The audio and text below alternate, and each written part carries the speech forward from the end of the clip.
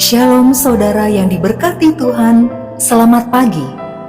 Sate pagi hari ini bertemakan batu menjadi mutiara.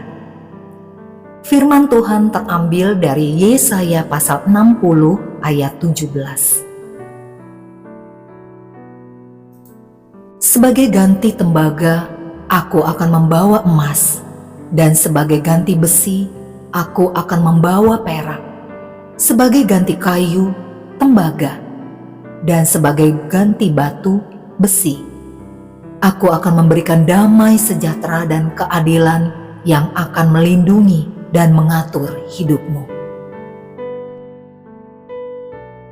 Dongeng anak-anak tentang si katak dan pangeran yang tampan mengisahkan tentang seorang pangeran yang melakukan kesalahan sehingga ia harus menerima kutuk. Kutuk tersebut akan berakhir jika ia berjumpa dengan seorang putri yang dapat mencintainya. Maka ia pun akan berubah kembali menjadi pangeran yang tampan.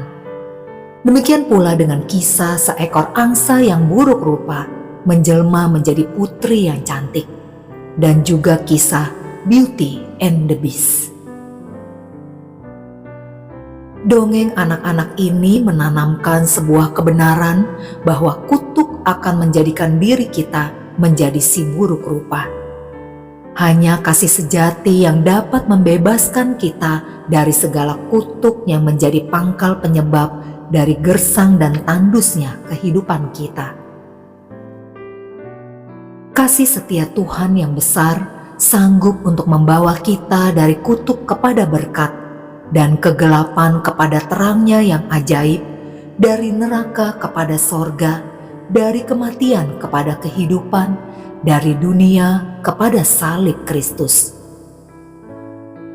Yang kita perlukan hanyalah mempercayakan dan memberikan seluruh hidup kita ke dalam tangan kasih Tuhan.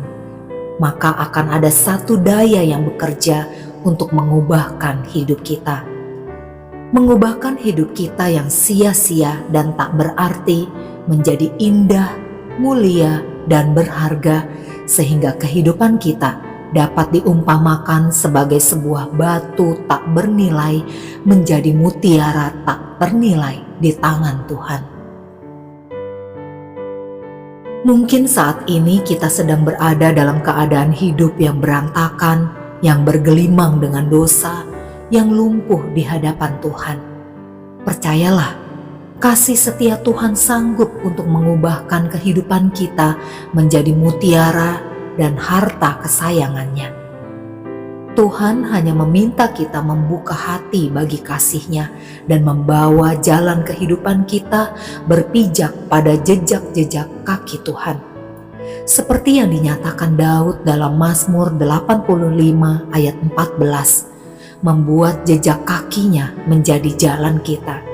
Artinya, Tuhanlah yang berjalan di depan kita menjadi pemimpin sejati dalam kehidupan kita.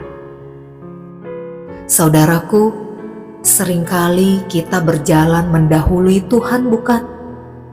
Kita meninggalkan Tuhan jauh di belakang garis kehidupan kita. Itu sebabnya betapa kacaunya kehidupan kita. Kini buatlah Tuhan menjadi pemandu jalan kita. Berjalanlah setapak demi setapak bersama dengan Tuhan, sehingga ketika kita telah berjalan cukup jauh meninggalkan garis start, kita akan menyadari betapa indah dan mulianya berjalan beriring dengan Dia. Maka kita pun akan berujar bersama-sama dengan Paulus, "Tetapi apa yang dahulu merupakan keuntungan bagiku, sekarang kuanggap rugi karena Kristus. Malahan segala sesuatu kuanggap rugi, karena pengenalan akan Kristus Yesus Tuhanku lebih mulia daripada semuanya, dan menganggapnya sampah supaya aku memperoleh Kristus." Filipi pasal 3 ayat 7 dan 8. Pilihan ada di tangan kita. Menolak dan mengabaikan kasih Tuhan yang ditawarkan pada kita, atau menerima dan hidup di dalam kasih-Nya. Mari kita membuat keputusan sekarang. Apakah tetap mau menjadi katak atau berubah menjadi pangeran yang tampan. Amin. Mari kita berdoa. Bapa Sorgawi, aku menyerahkan seluruh hidupku dalam tangan kuasa-Mu untuk diubahkan seturut dengan kehendak-Mu. Di dalam nama Tuhan Yesus, aku berdoa.